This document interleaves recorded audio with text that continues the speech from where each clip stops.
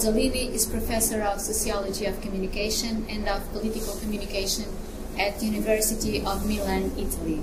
He is head of the degree program in communication, and he has been visiting scholar at some of the most prestigious universities, such as the Annenberg School for Communication in Philadelphia.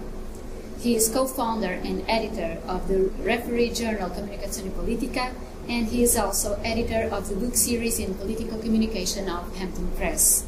His research interests focus especially on media policies and political communications, areas in which he has been coordinating international comparative research projects, such as on pop politics. Professor Mazzoleni, how different is pop politics now from what politics used to be in the past? Well, pop politics actually always existed, even in the long, old times. Go back to maybe not Greece, but to the Roman times. Politics is always married very well with a spectacle, show business. Of course, times have changed in the meantime, and in the mass communication era, it married automatically with the media politics, of course, and it gave birth to a new creature that we might call today pop politics, which is really a blend of spectacle, show business patterns, and political logics. So politicians get very well with media logics and spectacle logics. But how different is pop politics from one country to another? It is very different, even though it is a phenomenon, a global phenomenon that you can find everywhere, from Australia to Singapore to Japan to maybe not China yet, let's wait and see, to Europe, to the United States and to South America. Of course, the local political cultures, the local cultural patterns blend in and to make sort of different versions of pop politics. So, for instance, the German pop politics is very different from the Italian pop politics, but that is also true with the national character of the people and politicians involved. Italian politicians, not to mention Mr. Berlusconi, are very different from Angela Merkel, so that already is an explanation of differences. But, you can find different versions from one country to the other. So, in this morning you said that pop politics grew to grab people's attention, and it was a way to grab the citizens' attention because they weren't that interested in politics, so it was also a way to grab their attention. But if we think that today citizens are increasingly mistrusting their politicians, so how well is pop politics working for politics itself? Yeah, that's a good question, because again, from one different country to the other, things can change as far as, anti-politic sort of sentiments vis-a-vis the presence of a strong or weak political or infotainment, politainment sort of information and political communication. Still, I believe that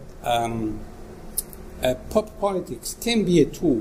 It's not the tool by excellence, but it can be a tool to attract otherwise uninterested and cold citizens to be informed and to be maybe engaged in politics. So, of course, one of the effects can also be anti-political sentiments, but that's better than nothing. I mean, it's better to be anti-political than non-political in a democracy. It's a form of participation. But we're living in a society that looks like a little bit really entertainment-oriented, and journalism took that path as well. because in order to grab people's attention, journalism became more entertainment-oriented as well, but journalism is also facing a crisis. The traditional journalism, at least, is facing a crisis. So how well is entertainment working for those that take that path in order to recover some relevance in their own societies?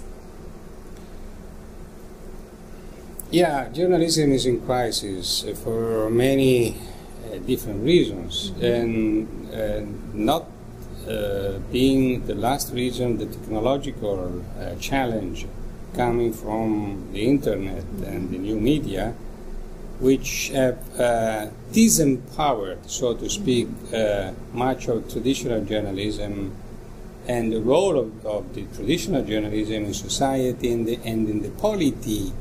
But I guess that the journalists might respond to the challenge of being a bit marginalized by the new technologies and the new communication, the social media era, by concentrating on their capacity and their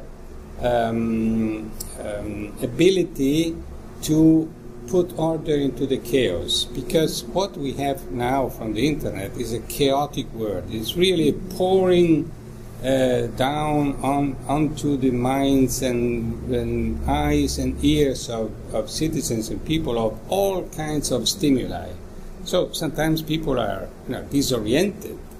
So journalism can really focus on being maybe the orienting tool for citizens. Well, of course, there are risks in this, because orienting tool can also be a political orienting tool. But that's, as Luhmann would say, it's a simplification of the complexity. So since we are facing now a huge complexity of, as I said, stimuli, political stimuli, so journalism can be a good guide for citizens to get out of this chaotic environment. But you say that it can be, but is it being like that? In the past? No, right now. Is it journalism right now not yet, being an orientation tool? Well, it is still, because traditional journalism is not dead, of course, and I guess it will never die. It will, shrink a little bit compared to what it used to be. But still, it's not journalism is still struggling with surviving and struggling with getting hold and getting the grasp of the new media. So they are learning their new business and their new job. Maybe in the future, this is what I think, and I in a way, I also, as a citizen, I hope, because it would be a pity that journalism would die out because of, the coming of the social media. Everybody informs everything about everything, everybody. Yeah, okay. But again, who guarantees? So they should be the guarantor. Of course, there are risks in the guaranteeing function of journalism, but it's really something that they should nail down to do for the future. So you were saying that social media are changing the balances between power, between citizens and journalists, and also between citizens and politicians as well. They're changing. Definitely. I mean, in the past there were three, and there are still three major players in the political in politics in general, in political communication: the politicians, the political institutions, the journalists, and the citizens. And the citizens were really the third, almost sometimes disregarded sort of player and actor of political communication. Now, thanks to the new media, the potential that was there is becoming actual. So they can, not necessarily they do it every time, but they can, as in many cases, like the most recent case of the Occupy Wall Street movement, And that's just one of the quotations of the latest events, but we have so many examples around the world. The new media are empowering, so they are shifting the strong power that it was shared by the politicians and the journalists has to be shared now with also the third actor that was always there, but was kind of passive. I have to teach you instead of what do you think.